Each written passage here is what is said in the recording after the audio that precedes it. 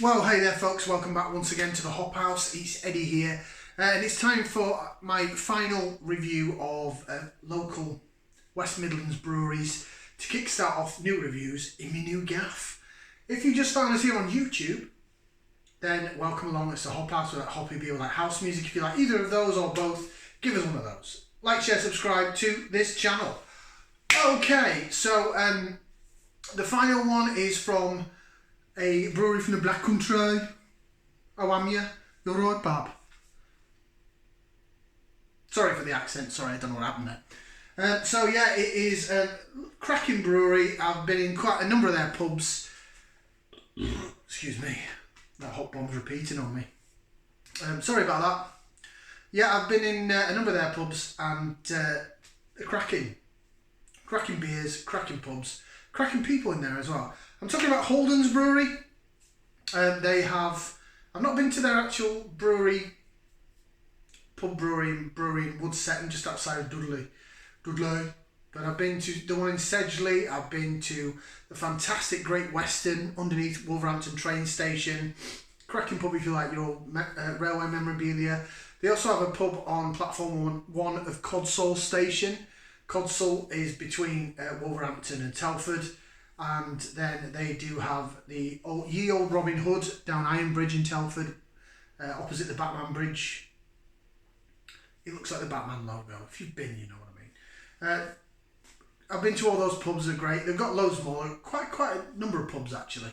But the more traditional brewer, cask ale orientated, and they do a few of their beers in bottle, but they're just.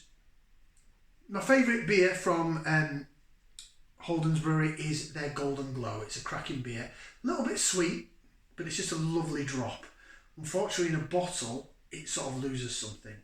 Now, I was hoping to pick up both today because I can get them both at my local Asda, but they didn't have the Golden Glow. So that I'm going to have to get and review on a different time. I think I'd rather review it on cask, though, in a pub than in a bottle. But what I did get is this. It's their sort of strongest of their core range. Well, apart from that, they've got an old ale at 7.2%, which is probably bordering on down the barley wine, strong mild barley wine route. But they have this. It's a Black Country Special, 5.1% ABV. I'm guessing that fella there is something to do with the Holden family. I'm not quite sure who the guy is on the logo, but he looks like he's really enjoying his beer. Black Country Special, 5.1%. So this is like an ESB. Extra special bitter. It's nice and chilled. It has been in my shed. So I've not had to put it in the fridge or anything. Best before on it is March 23. So we've got plenty of time to drink it. holdensbrewery.co.uk. Go check them out. Honestly, they're a really cracking brewery. And if you ever see any of their beers, they're very distinctive by that logo. Really, really lovely on cask. They've got a certain flavour to them. A bit like you've had a Castle Rock beer on cask from Castle Rock Brewery in Nottingham. Harvest Pale, Screech Owl, absolutely phenomenal beers. Elsie Moe, beautiful beer. And they do some seasonal stuff as well. But they have a certain flavour to them. You can tell you're drinking a Castle Rock beer. But with these, you can tell you're drinking a Holden's. Right, I've waffled on enough. Oh, by the way, it's just a normal bottle, black bottle cap. Nothing to see here. Get out into the glass. I'm struggling to open some of these bottles today. Blooming bottle cap. Put it into the purity beer glass. Hopefully it will give me some head. It is a crystal clear beer. It's a traditional brewer. There's no, certainly not a bottle conditioned beer from what I remember from having it before.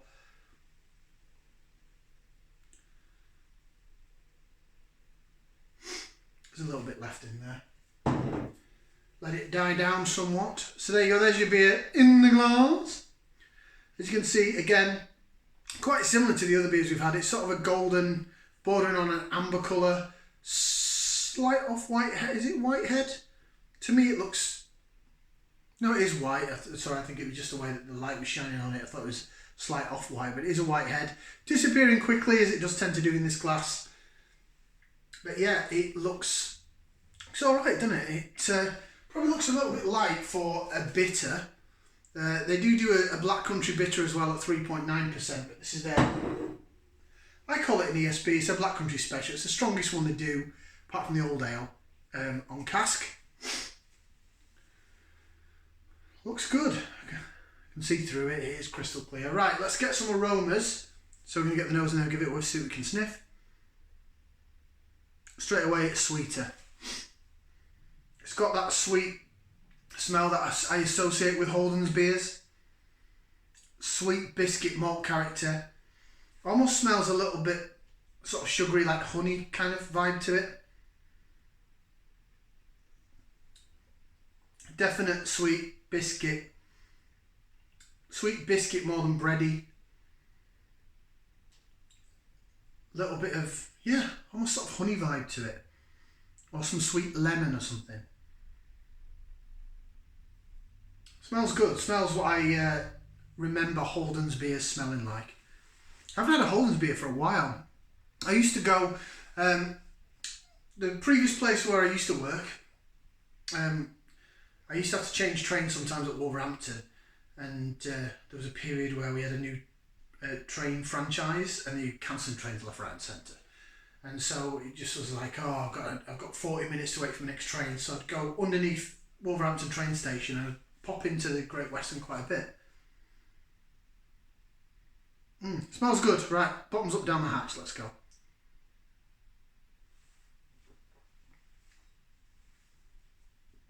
Oh, straight away. It's sweet.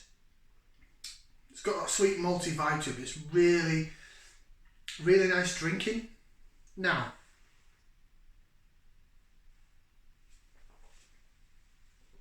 there's also another quite sort of famous Black Country brewery called Batham's, and I remember going in to the Great Western and I thought, oh, I'm going to try some of their beer. So I had a pint of the Golden Glow. I think I had a pint of the Special as well. And I sort of said to her, well, what do you recommend, to the bar staff? And they said, well, this Batham's bitter is probably our best seller. And there's also a pub that I know in Telford that prior to lockdown, prior to the COVID situation, they used to sell Batham's bitter and they used to put it on the window. People used to travel and go to certain places because they served Batham's bitter. And I tried it was just too sweet for me. It had a nice sort of body and feel to it, but it's so sweet.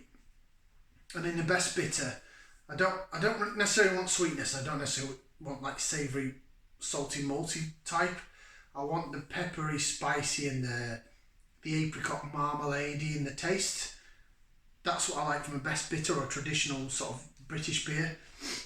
And the Batham's just tasted like really sugary. Now this is sweet, but it's got something else about it.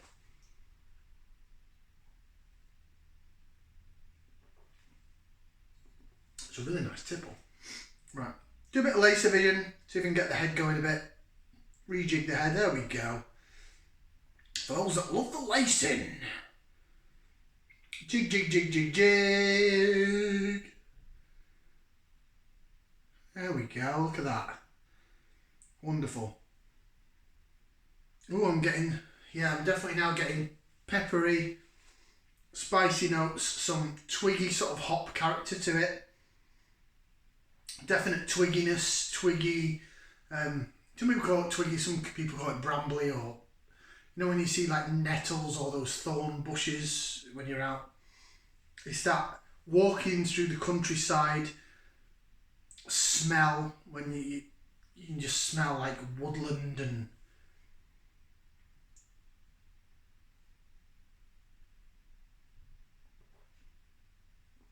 it comes through in the taste. So you've got an initial sweetness that runs down the middle of the tongue, down the side. You've got that twiggy element to it, that bit of pepperiness, bit of spiciness, bit of bramble, bushy, twiggy, sort of peaty, earthy vibe, and then at the back you have a bit of sweetness that disappears and it leaves you with the lingering bitterness of,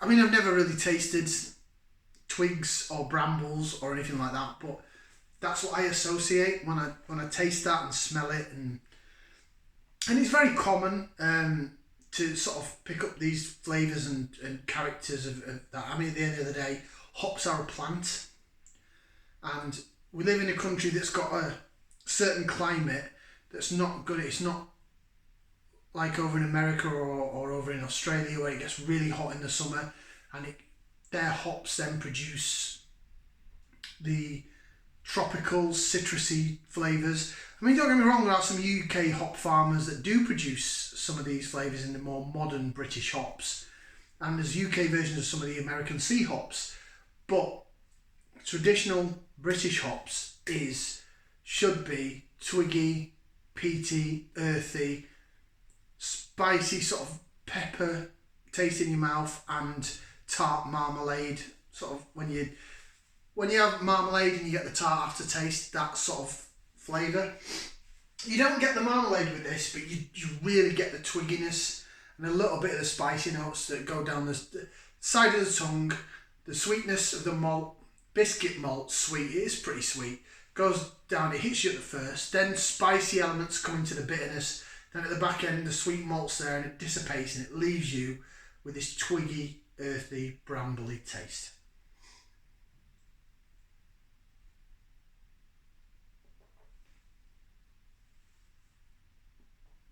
All in all, it's a really, really, really pleasant drink. It's sweet and bitter and hoppy, sort of mix and match, they balance each other out. It's a well-rounded beer.